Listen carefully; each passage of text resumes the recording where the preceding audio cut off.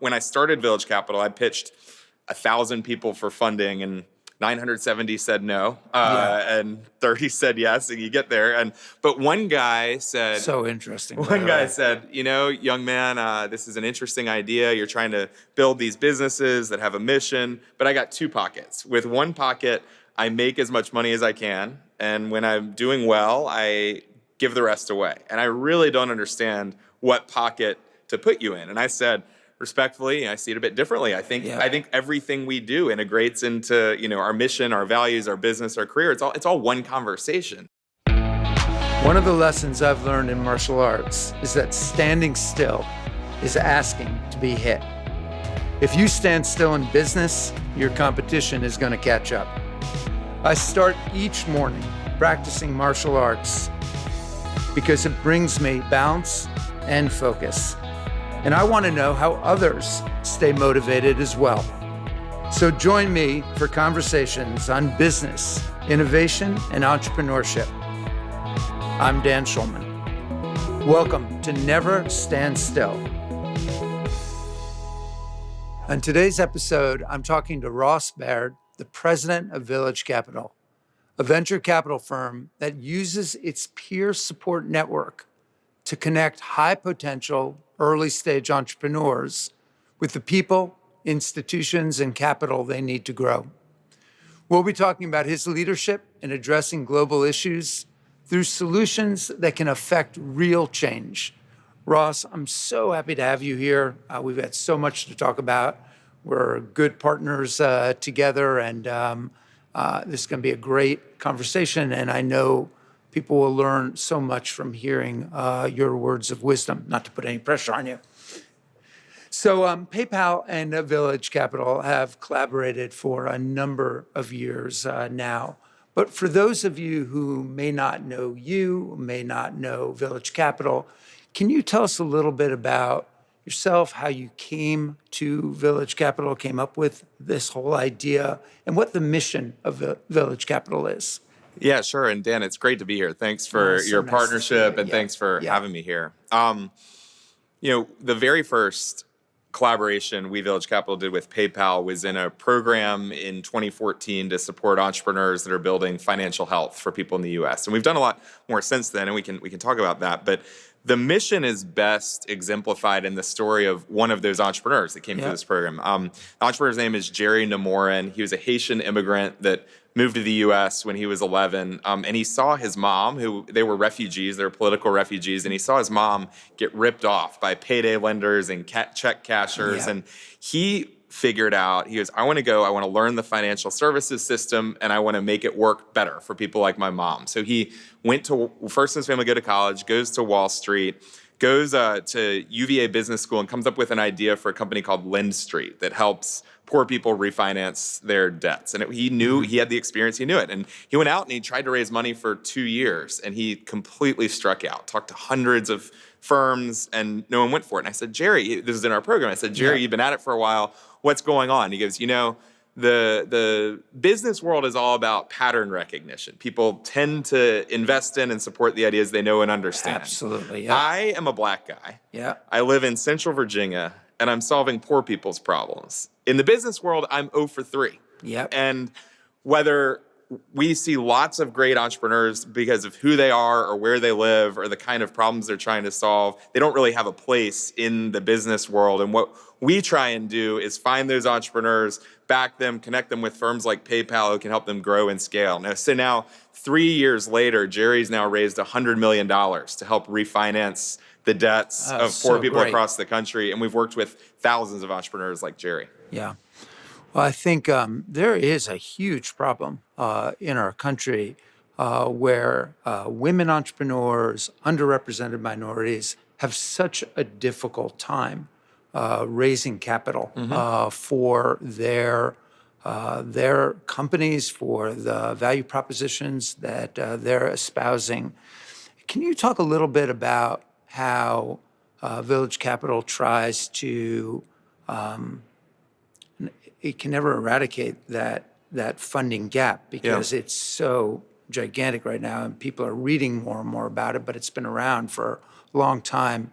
How your philosophy and and your mission helps with that. Maybe a little bit about who you do fund. Sure. So I've always been an entrepreneur, and I came to found Village Capital not from a finance background, but from an on the ground background, trying to build businesses in difficult places. And so I was in India, and I worked for a microfinance bank for a couple of years. And microfinance is a revolution that now has led to access to capital $30 billion a year for very poor people in rural parts of the world. And the way that the microfinance industry was able to go all across the world was they had an idea that entrepreneurs, people closest to the problem, are actually best placed to decide who should get capital. So they came up with, I saw this innovation called the Village Bank, where instead of a loan officer making decisions, yes, no, the women in a village decide for the bank who gets the capital, and you know who's solving the right problem and who's good. Jerry is 0 for 3. The stats are women raised 2% of startup financing last year. People of color raised 1%. People closest to many of the problems we experience don't have access to capital. So Village Capital, the idea came, I said, what if you took this Village bank concept of entrepreneurs making investment decisions, combined it with the venture capital industry, Village Bank plus venture capital equals Village Capital. So with partners like PayPal, we recruit entrepreneurs and we actually let the entrepreneurs decide who gets investment. It sounds kind of weird, but the results are very different. So 43% we've done probably close to 100 investments, 43% are women compared to 2%. 34% are people of color compared to 1%. Wow. We find when you change who has the power to direct resources, you get much more inclusive results. So what would be the one big lesson that you think that you've learned that others might be able to learn from as well? Because those results are so different than what you see in typical capital venture companies. Mm-hmm. I'd love for people listening and watching to understand maybe what that one big lesson you've learned and how they might think about it and apply it in their investment practices. Yeah, I mean, the big lesson is actually really focusing on the small. It's small improvements and small innovations that can matter in many ways, much more important than big ones. Village Capital, we do a lot of things like many other investment firms. The only thing we changed was who makes the final decision, who gets money. And making that small change led to dramatically different results. I think people get so obsessed with scale and bigger is better, and let's take this thing and scale it 100x. But most people have a lot of control or a lot of authority over a very small thing, and actually focusing on small innovations that might have big differences is the biggest thing I've learned. What we've done is we tried to get one very small thing right and different, and it's made all the difference. Yeah, you've just published a book. This is the Innovation Blind Spot, and what are some of the messages that you've put out through that book that would be helpful for people to understand, if you had to give the summary of that? Well, Dan, you're in the book, and I appreciate just saw that. I appreciate the generosity you had telling your story. I would say that innovation isn't something that happens in a slide deck or a conference room or an offsite or a strategy session. Innovation is something, and you said this, innovation is something that only comes when you feel and directly experience problems with your heart. So it is radical for you to talk about PayPal's mission being financial health. Most companies put the business in one camp and the do-gooder corporate social responsibility in the other camp, and you don't see a differentiation.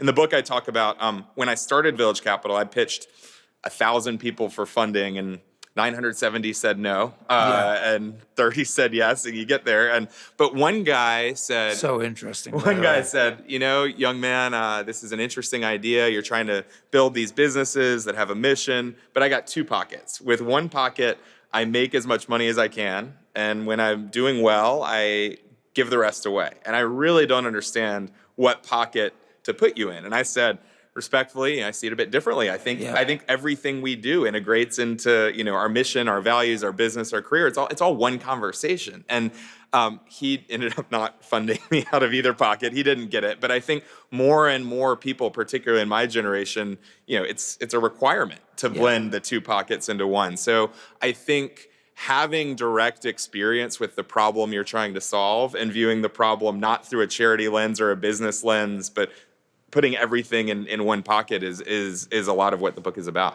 Yeah. Well, I couldn't agree more with you. I don't think that the idea of having great shareholder value and having an inspiring mission in a company that whose purpose is to make some difference in the world. And as you mentioned, like for us, it's democratizing financial services, driving financial health, understanding that segment of the population by experiencing it firsthand, not just intellectualizing it, but actually experiencing it firsthand. I think that actually gives you a competitive advantage in the market, and that you can do both things simultaneously.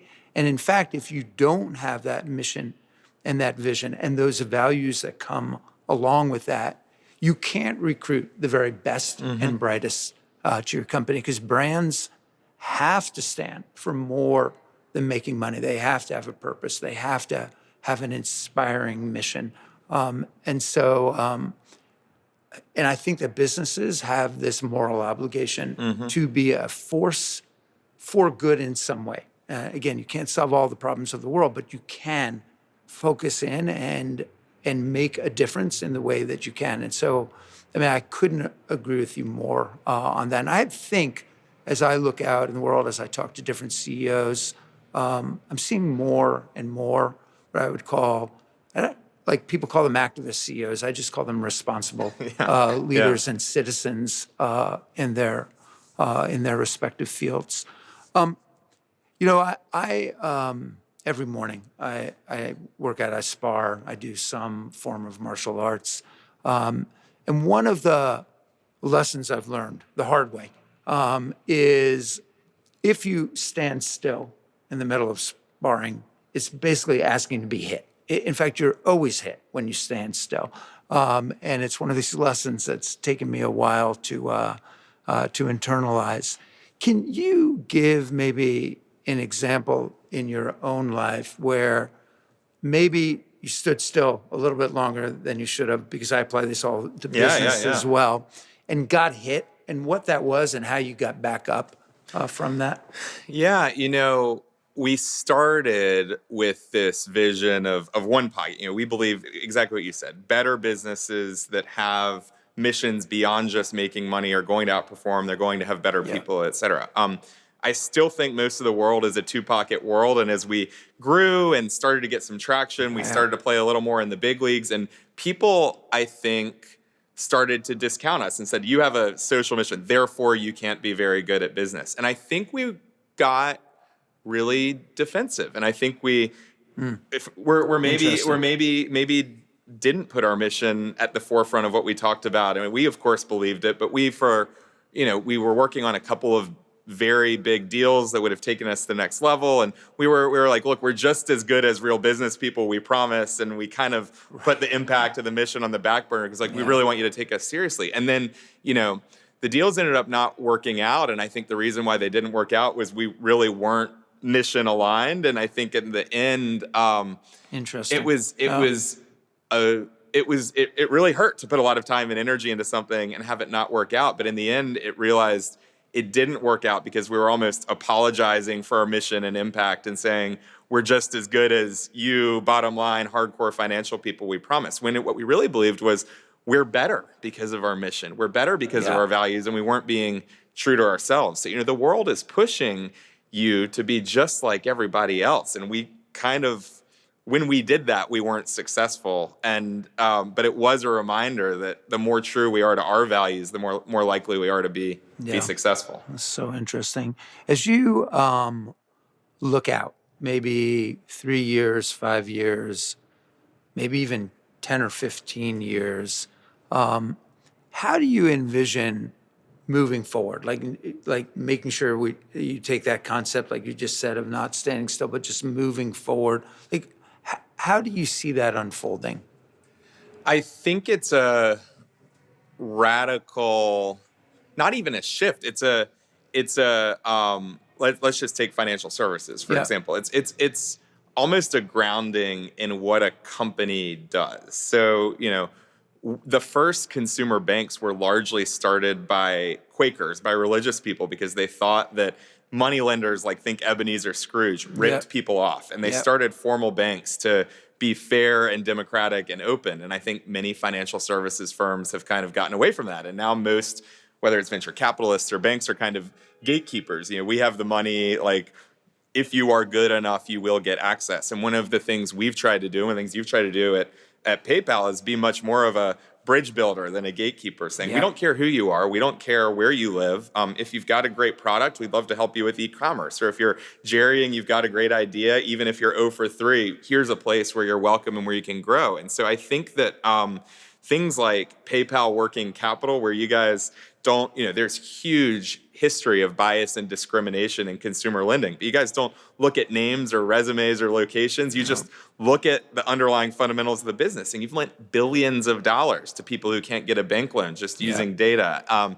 You guys are, and we try to do the same thing. The firms in financial services that are the most inspiring and I think will succeed are the ones who are building bridges between people who are not in the system to inside the system. And it's whether it's innovations like who selects who gets investments or using data to make lending decisions. There are 10,000 other ideas. That is where I see things going, which is almost going back to the roots of why financial services institutions were started to begin with. Yeah, no, I think that's great.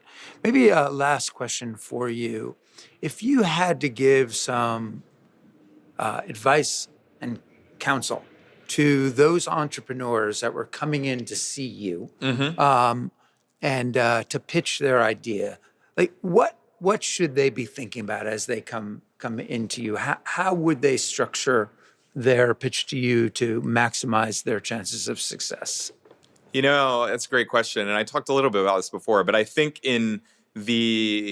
particularly in the startup world, you're incentivized to think bigger is better. We're going to pretend that we have $1 billion market, and